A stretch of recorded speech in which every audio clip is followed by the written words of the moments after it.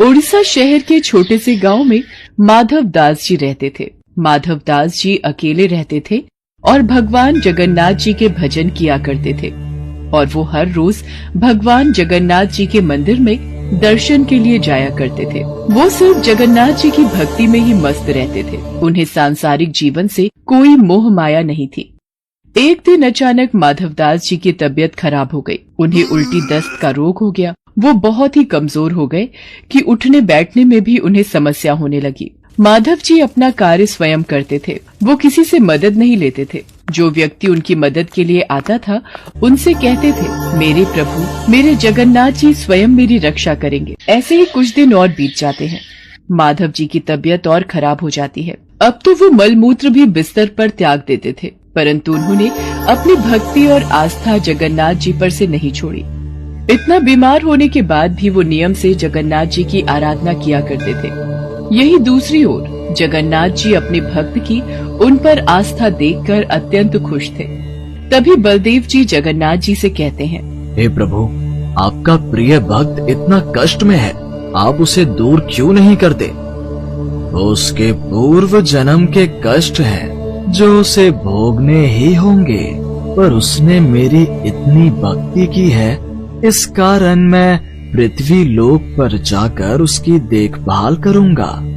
तब स्वयं जगन्नाथ जी सेवक के रूप में माधव जी के पास उनकी सेवा करने के लिए जाते हैं।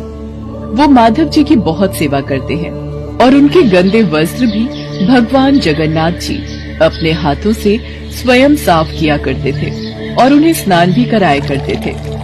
भगवान जगन्नाथ जी की सेवा से जब माधव दास जी स्वस्थ हुए और उन्हें होश आया, तब भगवान जगन्नाथ जी को उनकी सेवा करते देख वो तुरंत पहचान गए, ये मेरे प्रभु ही हैं। देखो माधव, मुझसे भक्तों का कष्ट सहा नहीं जाता, इसी कारण मैं तुम्हारी सेवा करने के लिए स्वयं आया हूँ। और जो पूर्व जन्म के कष्ट तुम्हारे भाग्य में लिखे हुए हैं, वो तो तुम्हें भोगने ही पड़ेंगे। अगर उस कष्ट को इस जन्म में नहीं भोगोगे, तो तुम्हें फिर से एक और जन्म लेकर कष्ट भोगना पड़ेगा। मैं नहीं चाहता था कि मेरे भक्त को उसके पूर्व जन्म के कष्टों के कारण अगला जन्म फिर लेना पड़े। इसलिए माधव, मैंने तुम्हारी सेवा की। अगर फिर भी तुम कह रहे हो तो मैं अपने भक्त की बात नहीं टाल सकता। अब भी तुम्हारा ये रोग 15 दिन का और शेष है, इसलिए वो 15 दिन का रोग वो मैं ले लेता हूँ। 15 दिन का वो रोग जगन्नाथ प्रभु ने माधव दास से ले लिया। तब से भगवान जगन्नाथ जी 15 दिन के लिए बीमार रहते हैं। तब से आज तक हर वर्ष से यही चलता आ रहा है। ज्येष्ठ पूर्णिमा को भगवान जगन्नाथ जी को ठंडे जल से स्नान कराया जाता है। इस स्नान के बाद भगवान को बुखार आ जाता है। 15 दिनों तक भगवान जगन्नाथ जी को एकांत में एक विशेष कक्ष में रखा जाता है, जहाँ केवल उनके वेधा और निजी सेवक ही उनके दर्शन कर सकते हैं। इस दौरान भगवान जगन्नाथ जी को फल के रस, औषधि एवं दलिये का भोग लगाया जाता है और रोग मुक्त करने के लिए उन्हें काढ़ा भी पिलाया जाता है। भगवान के स्वस्थ होने पर अपने भक्तों से मिलने रथ पर सवार होकर निकलते हैं, जिसे रथ यात्रा कहा जाता है। इस रथ यात्रा में भगवान जगन्नाथ जी के साथ साथ उनके भाई और बहन भगवान बलदेव और देवी सुभद्रा की भी रथ यात्रा निकलती है। रथ यात्रा प्रतिवर्ष आषाढ़ मास के शुक्ल पक्ष की द्वितीय तिथि को निकलती है। ये कहानी है श्री कृष्ण भक्त कर्माबाई की। सन 1615 में राजस्थान के नागौर जिले के कालवा गांव में जीवन राम डूडी नाम के एक जाट किसान की खुशी का ठिकाना नहीं रहा जब उनके घर एक कन्या ने जन्म लिया। मेरी कर्मा, मेरी बेटी, आज से मैं तुझे कर्माबाई कहकर बुलाऊंगा। जीवन राम भगवान कृष्ण के परम भक्त थे। उनके घर में भगवान कृष्ण का एक मंदिर था।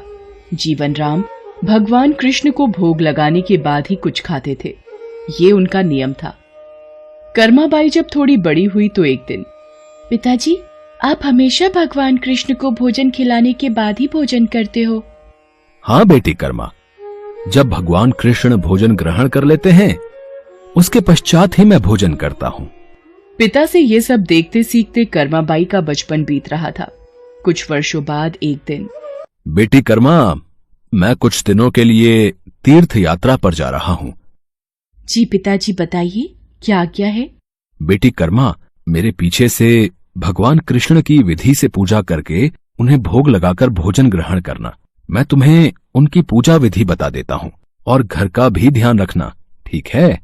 ठीक है पिताजी, मैं भगवान कृष्ण को भोग लगाकर ही भोजन किया करूंगी। आप निश्चिंत होकर जाइए।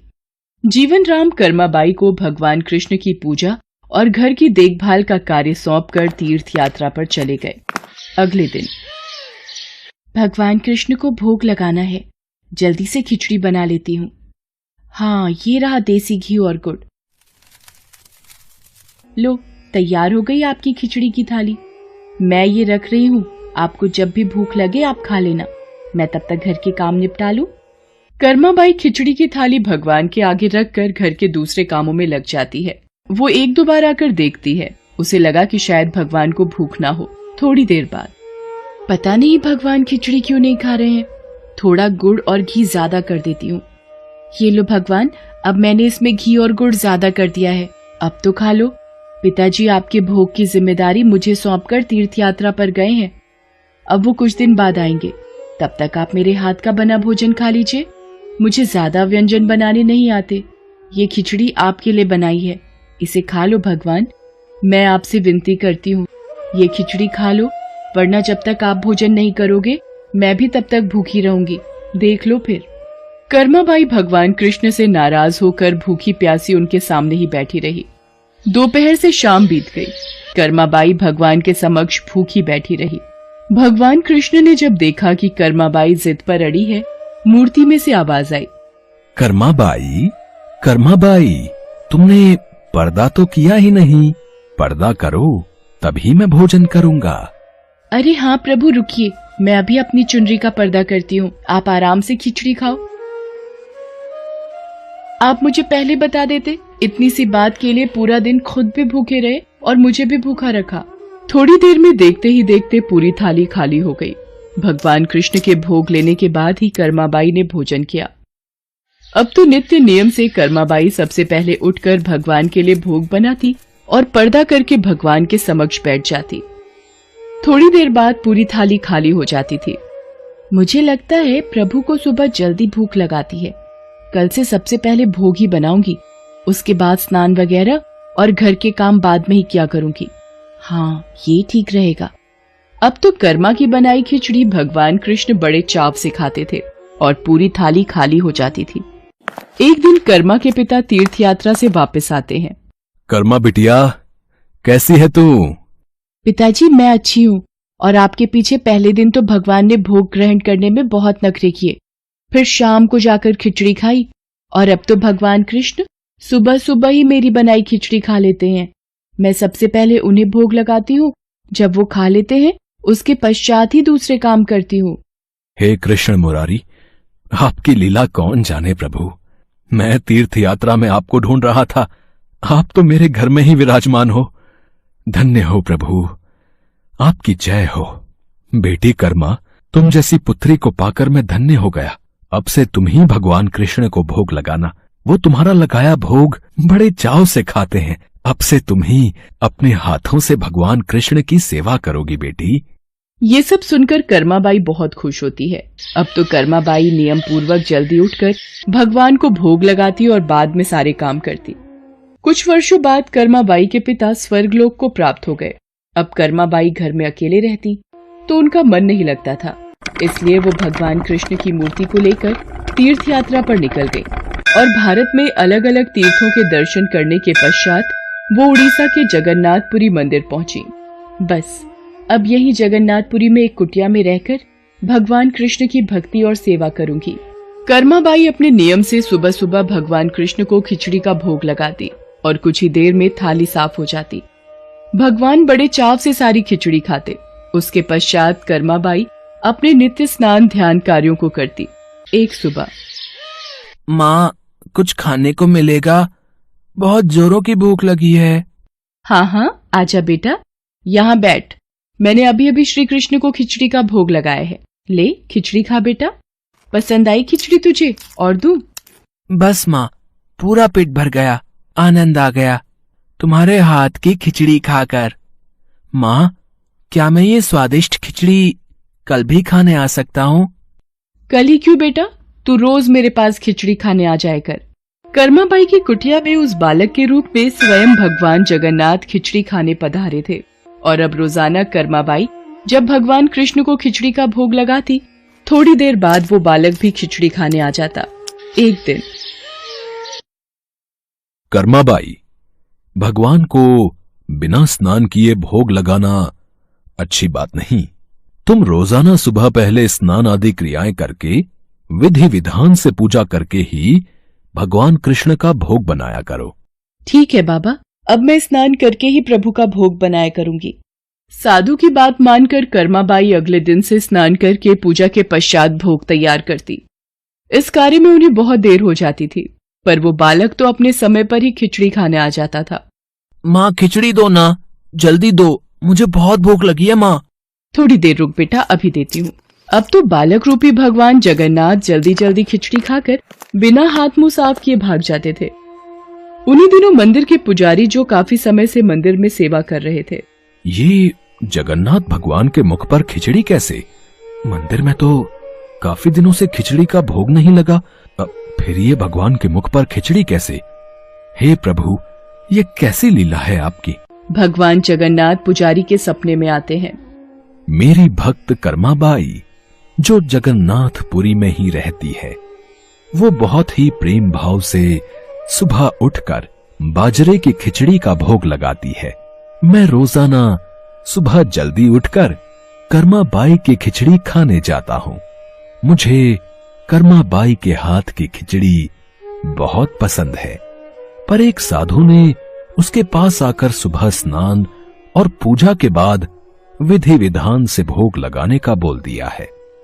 अब कर्माबाई स्नान और पूजा के बाद भोग लगाकर मुझे खिचड़ी देती हैं। इन सब कार्यों में बहुत देर लग जाती है। मुझे बहुत तेज भूख लगती है। भक्तगण मेरा इंतजार कर रहे होते हैं, इसलिए जल्दी जल्दी खिचड़ी खाकर मैं बिना मुंह हाथ धोए वापस लौट आता हूँ। भगवान जगन्नाथ की अद्भुत बातों को स्वप्न में सुनकर पुरोहित जी हर जगह उस साधु की खोज करवाते हैं और उसे बुलाकर सारी बात बताते हैं। साधु घबरा जाता है और कर्माबाई के पास जाता है। कर्माबाई, तुम श्री कृष्ण भगवान की परम प्रिय भक्त हो। तुम्हारे लिए किसी नियम नीति की कोई आवश्यकता नहीं। तुम अपने अनूठे प्रेम से जिस प्रकार सुबह जल्दी उठकर भोजन बनाती थी, वैसे ही बनाकर भगवान का भोग लगाया करो। ठीक है साधु बाबा, अब मैं पहले की तरह ही सुबह जल्दी भोग बनाया करूंगी। अब कर्माबाई फिर से पहले की तरह भगवान कृष्ण को भोग लगाकर उस बालक को बड़े प्रेम पूर्वक खिचड़ी खाने को देती थी। ये क्रम कई वर्षों तक चला और एक दिन कर्माबाई परलोक सिधार गई। हे प्रभु, हमसे कोई भूल हो गई क्या? आज आपके नैनों से अश्रुधारा कैसी प्रभु? हे भगवान जगन्नाथ, क्या अपराध हुआ हमसे जो अब दुखी हुए प्रभु? उसी रात भगवान जगन्नाथ राजा और पुजारी के स्वप्न में आते हैं और बताते हैं कि उनकी भक्त कर्माबाई इस लोक से विदा होकर भगवान में विलीन हो गई हैं। अब उन्हें सुबह सवेरे बाजरे की खिचड़ी कौन खिलाएगा, यही उन्हें दुख है। अगले दिन पुजारी जी, जो स्वप्न आपने देखा वही स्वप्न मुझे दिखाई दिया। भगवान जगन्नाथ की प्रिय भक्त कर्माबाई अब इस लोक से विदा हो गई है। मैं चाहता हूँ आज से हर सुबह भगवान जगन्नाथ को कर्माबाई के नाम से बनाई बाजरे की खिचड़ी का भोग लगा करेगा, जिससे भगवान को कर्माबाई की कमी न महसूस हो। जी महाराज, अब से ऐसा ही होगा। उस दिन के बाद से कहते हैं कि भगवान जगन्नाथ को हर सुबह बाजरे की खिचड़ी का भोग लगाया जाता है।